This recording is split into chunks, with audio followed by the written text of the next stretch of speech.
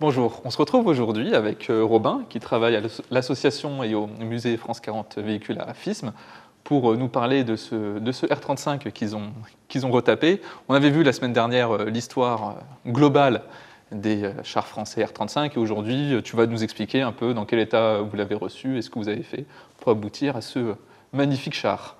Alors donc c'est un char qu'on a récupéré en 2013 et qui a nécessité plus de 5 ans de travail. Donc il y a eu plusieurs moments des personnes à temps complet dessus, pendant plusieurs années.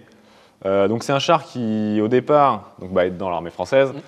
Et on l'a retrouvé en fait en Normandie, dans une casse, dans laquelle il a servi en fait de bulldozer. Donc toute la partie supérieure ainsi que la tourelle avait été retirée.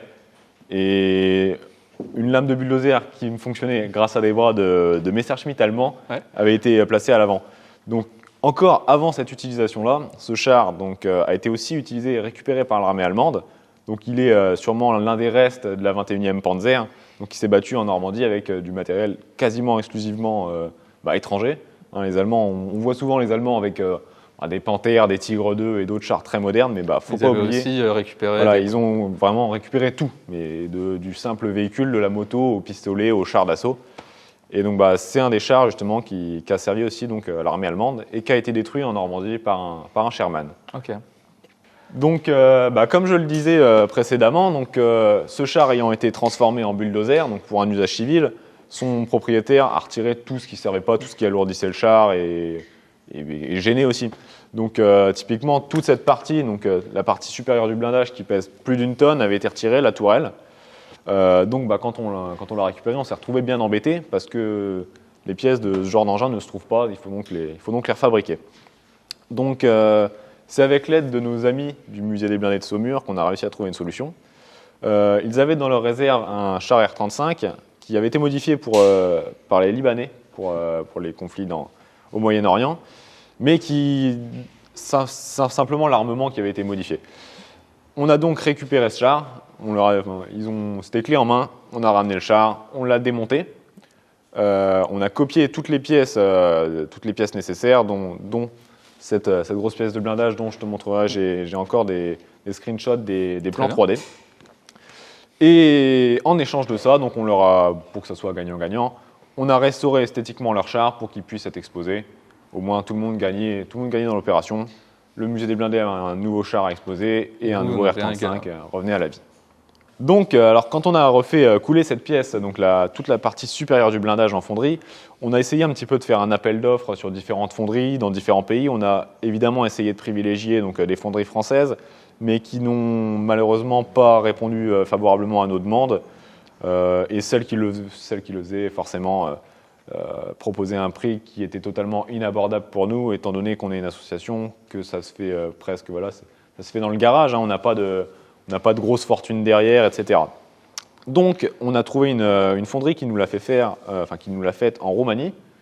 Et chose assez intéressante avec la Roumanie, c'est que c'est un ancien pays du bloc de l'Est qui dispose encore de la même industrie. Et la machine qui a usiné tout le puits de Tourelle est une machine qui servait lors de la Seconde Guerre mondiale à usiner les puits de Tourelle de T-34. Donc c'est encore une fois assez rigolo, une petite anecdote sur ce char. Donc ce char, un petit peu comme tous les engins qui sortent de notre atelier, on essaie vraiment d'avoir une restauration presque scientifique et c'est pas du bricolage en fait. On essaie au mieux de leur faire retrouver leur état d'origine.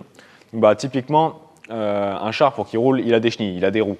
Donc les chenilles, comme elles sont en acier, normalement il n'y a pas spécialement de problème avec. On a simplement dû les débloquer et pour ça une seule solution, c'est le feu. Donc on a dû faire un énorme brasier, mettre les chenilles dedans, les faire chauffer presque à rouge et les jeter violemment dans l'eau froide, ce qui les a débloqués.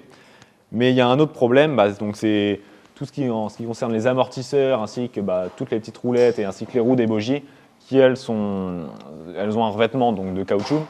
Et là on ne pouvait pas se permettre de garder le caoutchouc d'origine vu son état. On n'aurait pas pu rouler comme on roule avec aujourd'hui. Donc tout ce caoutchouc a été recoulé Tout a été fait donc, sur mesure par une entreprise. On a sous-traité évidemment parce qu'on n'a pas le savoir-faire. Mais tout a été refait vraiment à neuf, ainsi que voilà. Là, ce n'est qu'un exemple avec le train de chenille, mais tout a été refait à neuf. Le moteur a été démonté, les cylindres réalisés, et le moteur repart à neuf, sorti d'usine. Alors donc, lors de la restauration du char, donc, on avait récupéré la tourelle et encore un problème s'est présenté. Il manquait donc ce qu'on appelle le tourello, qui est cette partie supérieure. On peut voir sur les chars français, il n'y a pas comme sur les chars allemands un tourello qui s'ouvre avec le chef de char pour en sortir la tête. Le chef de char, s'il veut sortir, doit sortir par la porte arrière. Ce tourello, en fait, est un système qui permet, grâce au bourrelet du casque de char français, on pouvait appuyer la tête contre le tourello, ça levait une petite trappe et on pouvait voir à 360 degrés en fait, autour du char. Ce qui s'est passé, encore une fois, c'est que, on en reparlait tout à l'heure, les Allemands récupèrent les chars, ils s'en resservent et ce système ne leur plaît pas du tout. En plus, ça ne marche pas avec il faut un casque français, chose que les Allemands ne veulent pas forcément, ils ne veulent pas avoir un casque français. Donc ce que les Allemands vont faire, c'est qu'ils vont enlever ces tourellos et y remettre en fait une petite trappe. Si vous voulez, on pourra le voir sur le Hotchkiss à côté, qui a encore cette modification.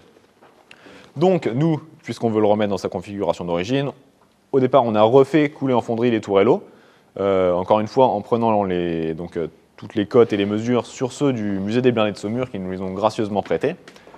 En sortant un jour le char avec le tourello refait, on est tombé sur une personne qui nous a dit moi j'ai un autre tourello qui provient d'un char français détruit à Landrecies dans l'Aisne.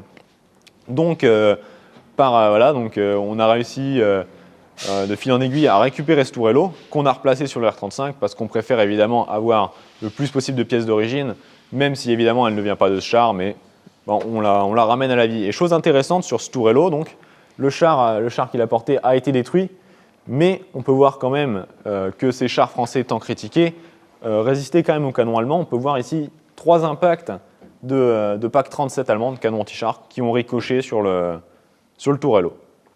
Alors, chose assez atypique sur ce R35, on peut voir à l'arrière de la tourelle une mitrailleuse, donc, qui est la mitrailleuse MAC 31, donc la mitrailleuse coaxiale du char, qui est posée sur un système un petit peu qui ne ressemble pas à grand-chose comme ça, mais en fait qui est le système de tir antiaérien. Donc à partir de 1939, les chars français vont recevoir ici un petit socle permettant d'emboîter, ici tu vois, d'emboîter le système ainsi que la mitrailleuse pour la défense antiaérienne des colonnes de chars. Donc ce système aujourd'hui est le seul connu, c'est le dernier survivant de son espèce, on va dire. Et on est fiers de l'avoir ici pour perpétuer un petit peu sa vie et en reparler. Alors encore une fois, on va se retrouver là à l'arrière du char cette fois-ci pour se retrouver devant une pièce, cette porte qui paraît toute anodine comme ça. Mais si on la regarde bien, on peut voir qu'elle est vachement piquée. Elle n'a pas du tout la même finition entre guillemets que l'autre, que l'autre porte ici. Parce que donc en fait cette porte est une porte qui a été trouvée en fouille.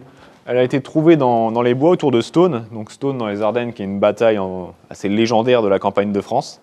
C'est un copain qui l'a trouvée, qui nous l'a ramenée, qui l'a traînée dans les bois sur 5 km pour qu'elle soit ici remontée sur le char et qu'elle revienne à la vie. Et encore une fois, on avait prévu justement d'avoir une copie de cette porte parce qu'elle était manquante. On avait fait la copie, mais une fois qu'on a récupéré une vraie pièce, même si elle est moins belle, entre guillemets, on a préféré mettre celle-là et avoir le plus de pièces originales sur le char. Alors, autre petite anecdote intéressante sur ce char R35, c'est tout ce système ici de tension de chenille et tout le système qui tient la roue arrière. Ce système est totalement identique à celui du char AMX-13. Donc, pourquoi changer une équipe qui gagne ? Lorsqu'un système marche, on le réutilise. Merci beaucoup Robin pour cette présentation de votre R35. Je vous invite vraiment à regarder ce que fait France 40 Véhicules, notamment leur musée. Si tu as quelque chose à dire. Je te remercie à toi et à ton équipe d'être venus, ça fait toujours plaisir. Et puis on espère vous revoir pour l'ouverture du musée, vous aussi pour l'ouverture, donc le 25 juin à Fismes, et le 25 juin et tout l'été. Très bien, écoute, c'est noté. Donc on se dit à très bientôt, nous on se dit normalement rendez-vous la semaine prochaine.